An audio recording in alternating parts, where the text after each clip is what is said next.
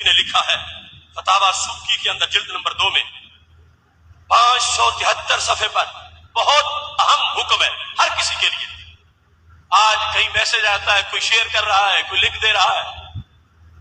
سنو، جہاں معمولی سی بدبو بھی ہو توہین نبی علیہ السلام کی، اسے کسی مقصد کے لیے بھی مت آگے پھیلاؤ.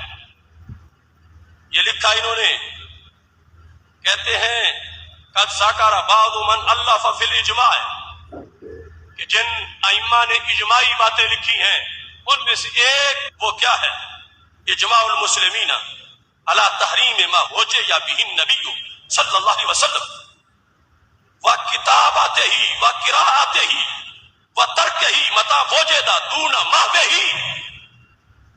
ترجمہ یہ ہے، فرما امت کا اس بات پر اجماع ہے کہ اگر کسی کے میسج میں، کسی کے خاکے میں، کسی کے رسالے کتاب میں کوئی دیکھتا ہے اس چیز کو جس میں اللہ کے نبی علیہ السلام کی حجر کی گئی ہے، تو حرام ہے اس کو آگے لکھنا، کتاب آتے ہی وقراءت ہی، حرام ہے اس میسج کو پڑھنا، وَتَرْكِ مَتَى وُجِدَ دُونَ مَحْوِهِ، حرام ہے اسے مٹائے بغیر چھوڑ دینا. اس کی گہرائی میں غور کر لینا. وہ بات کہ توہین ثابت کرنے کے لیے جو کچھ ہے وہ علیحدہ ایک امر ہے، لیکن آج تو ایک فیشن بن گیا کہ آگے سینے جلائے جا رہے ہیں، وہ لائک کر کر کے، اس کو شیئر کر کر کے.